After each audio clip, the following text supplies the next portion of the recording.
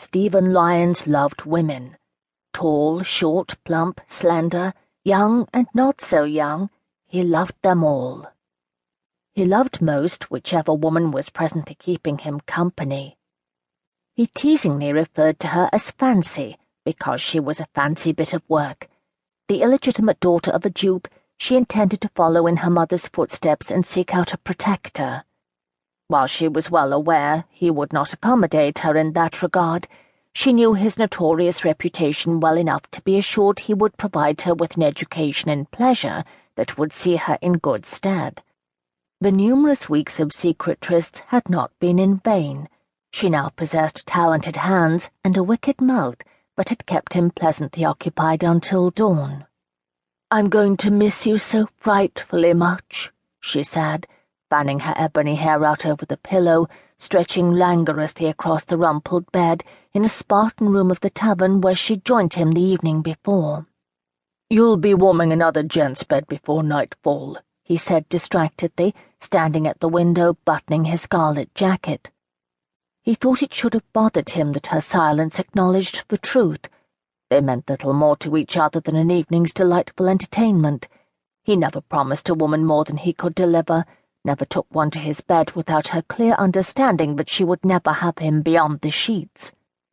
He was grateful Fancy wasn't making a fuss, that she was already acknowledging that he would no longer be in her life.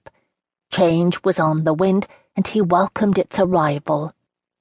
Exhilaration thrummed through his veins at the prospect of the escapades awaiting him once he departed this room.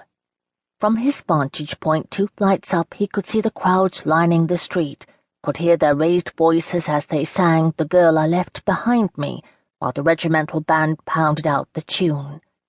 With an excitement vibrating on the air as the sun peered over the horizon, the soldiers marched through in an undisciplined style that would be overlooked by their superiors.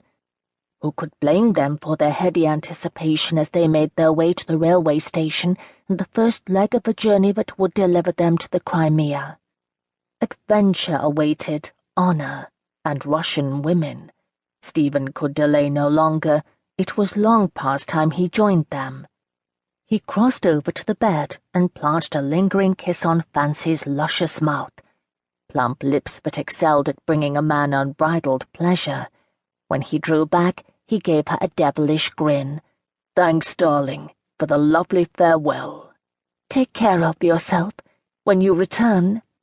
He touched her lips, silencing a promise that neither of them would be destined to keep. "Your allegiance will be to your protector. With my leaving, our time together is past, but I shall never forget you, Fancy, or the jolly good fun we had." "I've no doubt you say that to all the ladies." He didn't deny her accusation. It was the most precious gift he gave each of his paramours, the belief that she was the one he would reminisce about when the devil came to collect him for his sins. Reaching up, she flattened her hand against his chest.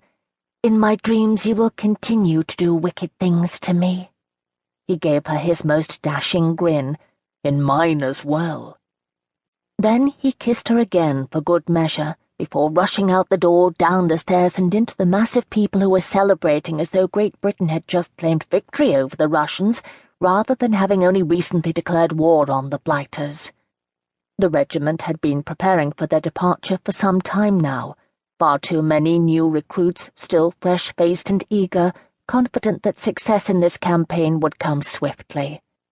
"Captain!" a young man shouted at him, grabbing his attention. "Mathers!" With long, confident strides, Stephen fell into step beside him. The onlookers had taken up the tune of another ditty, somehow managing to cheer, clap, and wave at the same time, all with an enthusiasm that instilled confidence and belief in their cause. Boys ran alongside them, dreaming of the day when they could join them. Men clapped their shoulders, reached out to shake their hands. Women blew kisses at them. When they returned victorious, doors to many a bedchamber would open for those who arrived to a hero's welcome. Stephen had never had any troubles in that regard, but surely coming back with tales of heroics would add a touch of spice to any flirtation, would open the arms of the shyest of maidens.